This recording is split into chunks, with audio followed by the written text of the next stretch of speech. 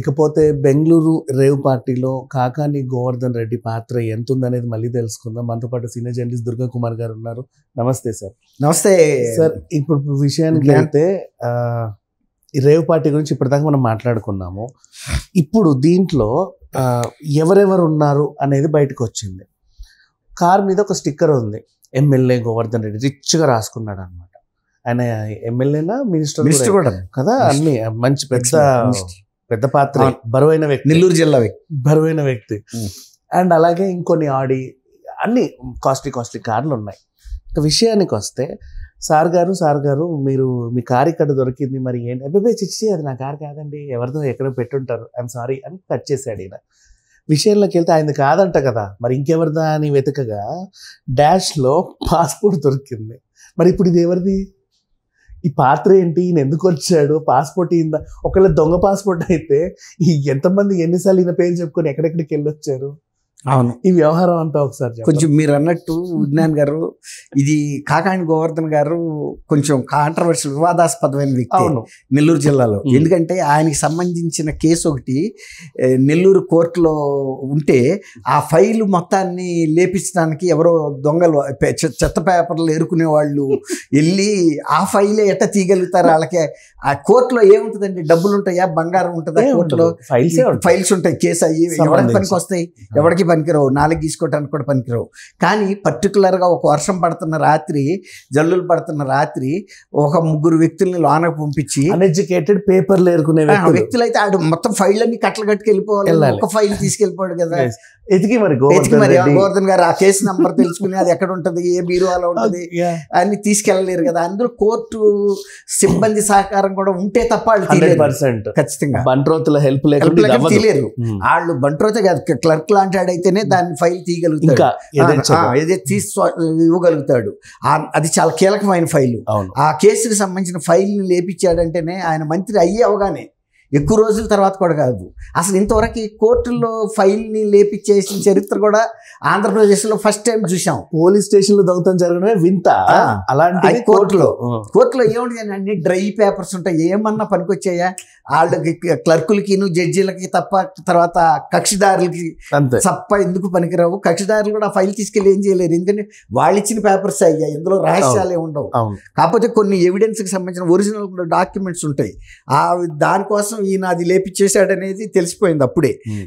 అది పెద్ద వివాదం అయింది. నెల్లూరు జిల్లాలో కూడా ప్రతి వాళ్ళు అర్థం చేసుకున్నారు ఆ కేసుని.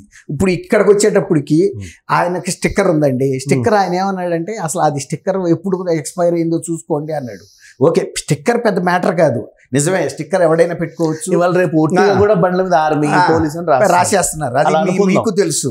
తర్వాత కలర్ జిరాక్స్ అయినా తీయొచ్చు, లేకపోతే కంప్యూటర్ మీద క్రియేషన్ కూడా చేయొచ్చు. చేసేసి ఆ స్టిక్కర్ అతికిచ్చేసేయచ్చు. అంతవరకు పెద్ద ఇష్యూ కాదు, ఎవరైనా పెట్టుకుంటారు. ఏదో ఒక ఎమ్మెల్యే, ఎంపీ, మినిస్టర్తో రాశారు కాబట్టి. ఇప్పుడు ఆయనకు సంబంధించిన పాస్పోర్ట్ దొరకటం అనేది చాలా కీలకమైన కారణం. అది కాదు కదా. అవును, కారణం ఇది కాదంటున్నారు. ఎవరన్నా ఈయనకి సంబంధించిన ఫోర్జరీ పాస్పోర్ట్ తయారు చేసి ఎన్ని దేశాలకి వెళ్ళారు, దాని మీద స్టాంపింగ్స్ ఉంటాయి కదండి. ఇప్పుడు ఒకవేళ ఈయనతే అయితే కూడా ఈయన వెళ్ళిన దేశాలే ఉంటాయి, కానీ ఇంకా వేరే దేశాలు ఉండవు కదా. కాబట్టి కన్ఫర్మ్ చేసుకోవచ్చు, ఏమంటే మీరు ఈ దేశం ఫలానప్పుడు వెళ్ళాను, మీరు వెళ్ళారా లేదా. ఇంకోటి అంతరాక కూడా ఎక్కర్లే confirmation, the very face of it, అది చూడగానే ఎవరైనా అది ఒరిజినల్ డాక్యుమెంటా ఫేక్ పాస్పోర్టా చెప్పగలుగుతారు. అంత కానిస్టేబుల్ అయినా చెప్తాడు. అలాంటిది ఇప్పుడు తర్వాత ఈయనకి అది కీలకమైన డాక్యుమెంటు.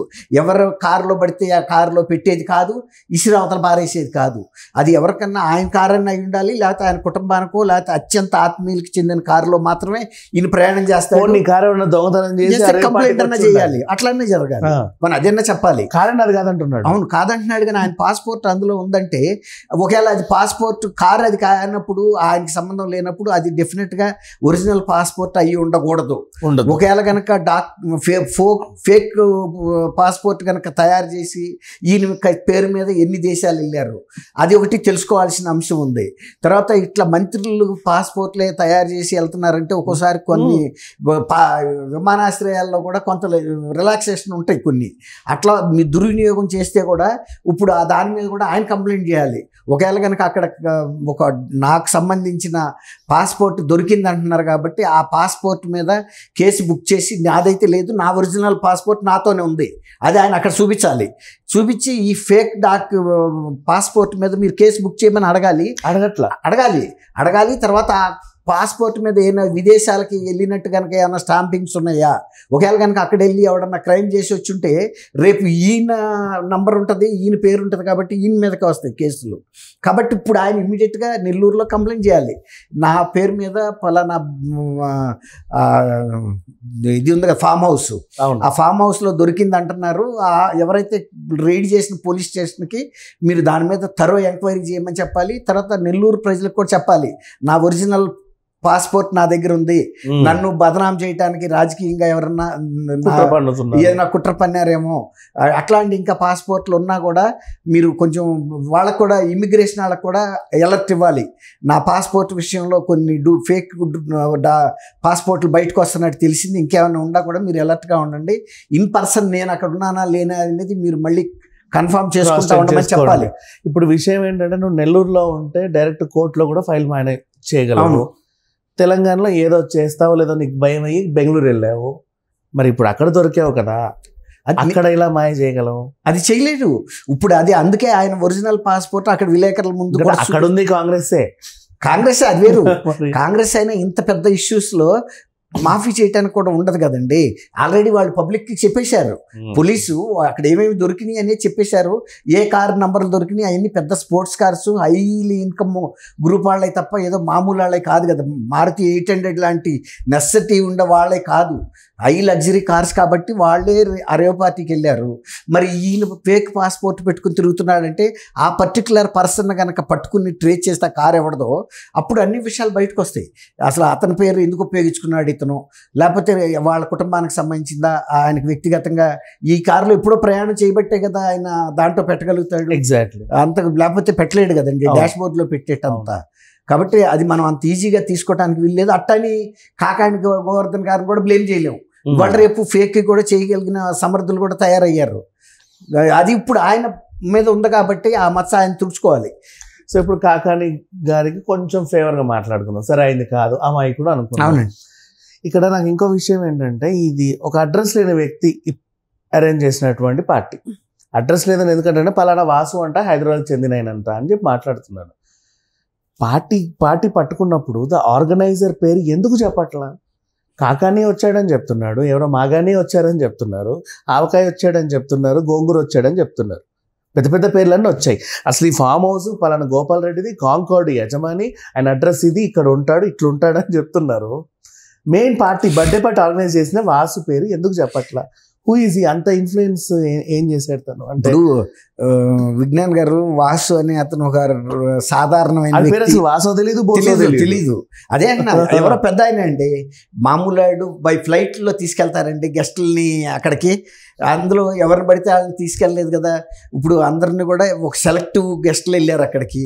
ఇప్పుడు కాకాని గోవర్ధన్ గారి పాస్పోర్ట్ కారులో ఉందంటే ఆ రేంజ్ ఆఫ్ పీపుల్ సర్కిలే తప్ప అది మామూలు కాదు. తర్వాత కొంతమంది సినిమా వాళ్ళు కూడా ఉంటే ఉండొచ్చు, ఉండకపోతే ఉండకపోవచ్చు. అది మనం ఇప్పుడు చెప్పలేము, ఎందుకంటే మనం బ్లేమ్ చేయలేదు, చర్చించట్లేదు. ఇది ఎవరిని బ్లేమ్ చేయాల్సిన అవసరం లేదు. కానీ ఎవరన్నా కానీ ఆ కారులను బట్టి హై సర్కిల్ వాళ్ళు అనేది అయితే అర్థమవుతుంది. తర్వాత గోవర్ధన్ గారి పాస్పోర్ట్ ఉండటం అనేది కూడా అసాధారణ విషయమే. నాకు అర్థమైంది ఏంటంటే అసలు వాసు అనే వ్యక్తే లేడు, లేకపోవచ్చు, జీరో, ఒక అసలు నేననుకోవటం అసలు మనిషే లేడు, వీళ్ళే అయ్యుండొచ్చు, ఎవడో పిలిస్తే అని చెప్పుకోవచ్చు వీళ్ళు. అవును. తర్వాత ఇంకోటి అంత కాస్ట్లీ పార్టీని ఎవడో బర్త్డే పార్టీగా పెట్టాడు అనుకోవడానికి కూడా వీల్లేదు.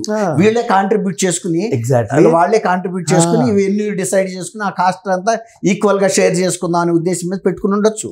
ఎందుకంటే అక్కడ కొంచెం అనుకూలమైన వాతావరణం ఉంది కాబట్టి ఇప్పుడు అది నేను అనుకుంటున్నా.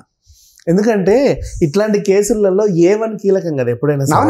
అందుకు ఆ A1 అనే వ్యక్తిని పలానా వాసు బోసు అని తోసేశారు, వాడు పరారీలో ఉన్నాడని చెప్తారు. ఇంకోటి అండి కదా, శిక్ష పెడితే ఇంకోటండి, అసలు అతను ఆ గెస్ట్ హౌస్ బుక్ చేసినప్పుడు అతను ఆధార్ కార్డు అయితే తీసుకుంటారు కదండి, గోపాల్ రెడ్డి తీసుకోలేదు, తీసుకోవాలి. అసలు ఇంకోటి, మీరు మామూలు లాడ్జ్కి వెళ్ళి రూమ్ బుక్ చేయండి, ఫస్ట్ అడిగేది ఫస్ట్ ఆధార్ కార్డు. అవును, తర్వాత ఇంత రేవ్ పార్టీ పెడుతున్నాడు, ఇంతమందిని గెస్ట్లు పిలుస్తా అంటే లా అండ్ ఆర్డర్ ఇష్యూస్ కూడా అరైజ్ అవ్వచ్చు. వాడు పార్టీ పెడుతున్నాడు అని మాకు తెలుసు అండి, తర్వాత అది రేవ్ అన్న సంగతి మాకు తెలియదు. రేవ్ కాదండి, మామూలు పార్టీ అనుకుందాం. ఒక్కోసారి కనీసం డ్రింక్స్ అయినా వాడుతున్నారు, డ్రింక్స్ అయితే ఉంటాయి కదా, డ్రింక్స్ అయిన తర్వాత ఆ మత్తులో అనేక సార్లు బీర్ బాటిల్ పగలగొట్టి పొడుచుకుని చచ్చిపోయి ఉన్నాయి. కాబట్టి అట్లాంటి ఇన్సిడెంట్ జరిగినప్పుడు వాళ్ళకి ఒక సేఫ్టీ ఉండాలి కదా, ఆర్గనైజ్ చేసింది వీడని, లేదా గోపాల్ రెడ్డి గారు ఫేస్ చేస్తాడు ఇలాంటివన్నీ. కాబట్టి ఖచ్చితంగా ఎవరైతే మేనేజర్ ఉంటాడో ఫస్ట్ ఆధార్ కార్డు అడుగుతాడండి. 100%. ఆధార్ కార్డు కనుక దొరికితే ఆ వాసుకి సంబంధించిన పూర్తి పేరు శ్రీనివాసన్న శ్రీనివాసరావా అది వస్తుంది, డోర్ నెంబర్తో సహా అన్నీ వస్తాయి. చెప్పండి, ఇల్లు కూడా మారిపోయి ఉన్నా కూడా పాత అడ్రస్కి వెళ్ళినా చెప్తారు కదా ఈవిడ ఫలానా వ్యక్తి అని. కాబట్టి ఇది దాస్తున్నారు. సో ఇక్కడ అంత డైవర్షన్ కాకాని అది కాకాణి వైపు వెళ్తుందంటే ఒక రకంగా ఇప్పుడు మరి అది కూడా చెప్పకూడదు, ఆయన ఎవరో కాకాణి అని వదిలేసేయచ్చు, గోవర్ధన్ అని కూడా చెప్పకూడదు కదా, పూర్తి పేరు అయితే చెబుతున్నారు హ్యాపీగా. బహుశా నేను అనుకోవటం అక్కడ ప్రెస్ వాళ్ళ ముందు కూడా డిస్ప్లే చేసి ఉంటారు ఈ పాస్పోర్ట్ అనుకుంటా, ఎందుకంటే వాళ్ళకి ఒక అచీవ్మెంట్ చేసామన్న ఫీల్ రావాలి కదా. అవును, చేస్తారు. అప్పుడు ఇప్పుడు డిఫెన్స్ చేసుకోవాల్సిన పరిస్థితి కాకాని గోవర్ధన్ గారు. 100 మంది అటెండ్ అయ్యాడు, ఆర్గనైజ్ ఎవడో తెలియదు, అటెండ్ అయిన కాకాని మాత్రం అందరికీ తెలుస్తున్నాడు, ఎందుకంటే పాస్పోర్ట్ మళ్ళీ. నెక్స్ట్ ఆర్గనైజర్ సంబంధం లేదు, గోపాల్ రెడ్డి ఫామ్ హౌస్ ఆయన ఇచ్చాడు అంతే, నాకు సంబంధం లేదు. కరెక్ట్. ఇప్పుడు గోపాల్ రెడ్డిని బ్లేమ్ చేయడానికి ఏం లేదండి పెద్దగా. ఇప్పుడు అతనైతే కాదు, ఆర్గనైజ్ చేసిన వ్యక్తి ఫస్ట్ అక్యూజ్డ్, ఒకవేళ ప్లేస్ ఇచ్చిన వ్యక్తి సెకండ్ అక్యూజ్డ్ అవుతాడు. మిగతా 99 మందిలో ఒకడు బయటికి రావట్లేదే. అదే కదా, ఇప్పుడు అందరూ అయితే పారిపోలేదు, కొంతమంది అయితే దొరికారు. 25 మంది యువతులు అంటున్నాడు, 75 మంది అంటున్నారు, అందరు కలిసి చేసుకున్నారు. ఇప్పుడు మాకు అవి దొరికాయి, ఇంజక్షన్లు దొరికాయి, మత్తు పదార్థాలు దొరికాయి, అన్ని దొరికాయి. ఇప్పుడు కార్ నంబర్లో రిజిస్ట్రేషన్ బట్టి పోలీసులు ఆన్లైన్ లోనే చూసేయగలరు కదా, హ్యాపీగా చేసేది నిమిషంలో. అక్కడికి వచ్చిన పోలీసులు ఆ నంబర్ కొట్టేస్తే ఓనర్స్ ఎవరనేది తెలిసిపోతుంది కదా. అప్పుడు వాళ్ళ పేర్లు కూడా చెప్పాలిగా. కాకాణి గోవర్ధన్ గారి పేరే చెబుతున్నారంటే ఇదే టార్గెటెడ్ గా చేశారా అని కూడా నాలాంటి వాడికి అనుమానం వస్తుంది. ఎందుకంటే మిగిలిన వాళ్ళ పేర్లు ఎందుకు రావు నిమిషంలో. ఇప్పుడు మనం ఎక్కడ రాంగ్ పార్కింగ్ చేస్తే మనకి వాట్సాప్ లో వాళ్ళు ఇది పంపించేస్తున్నారు, ఈమెయిల్ ఫోటోతో సహా, మీ బండి ఫలానా సాట పార్క్ చేసి ఇక్కడ తిరిగావు అని, రాంగ్ లేకపోతే సిగ్నల్ జంపు, అలాంటి వెహికల్స్ ఫిజికల్ గా అక్కడ ఉన్నప్పుడు అసలు వాటి నంబర్లు చూసేస్తే వెంటనే ఓనర్ పేర్లు అన్నీ వచ్చేస్తాయి, ఇంటి అడ్రస్లతో సహా. కాబట్టి పోలీసులు ఫెయిర్ గా చేయట్లేదు అనిపిస్తుంది. మీరు అన్నట్టు ఆర్గనైజర్ పేరు చేయట్లేదు, ఓన్లీ కాకాని గోవర్ధన్ ఆర్గనైజ్ చేశాడా లేకపోతే కాకాని గోవర్ధన్ గారు ఫిజికల్ గా అటెండ్ అయ్యాడా అది చెప్పాలి. నేను నా వ్యక్తిగతంగా చెప్పాలంటే నేనైతే కాకాని గోవర్ధన్ గారు ఫిజికల్ గా అటెండ్ అయ్యాడని నేను అనుకోవట్లేదండి. ఎందుకంటే ఇప్పుడున్న ఎలక్షన్ సిచ్యువేషన్లో ఆయన అంత లీజర్గా వెళ్ళి బెంగళూరులో కూర్చుని అయితే అటెండ్ అయ్యి ఉంటాడని అయితే నేను వ్యక్తిగతంగా అనుకోవట్లేదు. కానీ పాస్పోర్ట్ విషయంలో మాత్రం ఆయనదేనని కూడా నేను నమ్ముతున్నా. ఎందుకంటే అంత ఫేక్ పాస్పోర్ట్ పెట్టుకుని ఎవడో తిరగడు. రెండోది ఆ ఫేక్ పాస్పోర్ట్ తయారు చేయటం కష్టం, దాని మీద విదేశాలకు వెళ్ళి రావటం కూడా బహు కష్టం. కాబట్టి అంత రిస్క్ ఎవడో చేస్తాడని నేను అనుకోను. అది అక్కడికి ఆ కారులో ఎట్లా ఉందనేది పోలీసులు తెలుసుకోవాలి, అది గోవర్ధన్ గారు చెప్పాలి, నాదా కాదా అనేది. అంతే తప్ప స్టిక్కర్ది డేట్ ఎక్స్పైర్ అయింది కదా, అన్నెసరీ విషయాలు, ఈ అసంబద్ధమైన విషయాలు అవి కాదు. Main crux of the issue passport. ఆ పాస్పోర్ట్ కూడా ఫుల్ అయిపోయింది, నేను కొత్తది అప్లై చేసి నా పాతదని చెప్పి అదన్నా చెప్పాలి, ఏదో ఒకటి చెప్పాలి. అవును, ఇప్పుడు అదేనే చెప్పాలి. నిండిపోయింది స్టాంపులతో, అక్కడ పడేసానండి ఆ కార్ లో. అవును, ఆ కార్ ఎక్కడికి వెళ్ళిపోయింది నాకు తెలియదు, నా కొత్త పాస్పోర్ట్. అవును, అదేనా చెప్పాలి కదా. అది ఎక్స్పైర్ అన్ని స్టాంపింగ్ పూర్తిగా అయిపోయినట్టుగా కూడా దానికి ఎవిడెన్స్ కనపడాలి కదా. ఇతర కంట్రీస్ ఎంబసీకి సంబంధించిన స్టాంపులు ఎవడో తయారు చేసి తెలియదు కదండి. అవును, తర్వాత వెరిఫై చేసినా కూడా అక్కడ మేము అసలు ఈ పాస్పోర్ట్ ఎంట్రీ అవ్వలేదని వస్తుంది. ఇవన్నీ చాలా హై సెక్యూరిటీ ఇష్యూస్ విజ్ఞాన్ గారు. ఇప్పుడు కాకాణి గోవర్ధన్ గారు తన మీద ఒక టార్గెటెడ్గా జరిగింది కాబట్టి ఇప్పుడు ఆయనే బయటకు వచ్చి ప్రూఫ్స్ ఇవ్వాల్సిన అవసరం ఆయనకి ఎక్కువ ఉంది. రెండోది ఆయన అక్కడ ఫిజికల్గా లేనని చెప్పుకోవాల్సిన అవసరం కూడా ఇప్పుడు ఆయనకు ఉంది.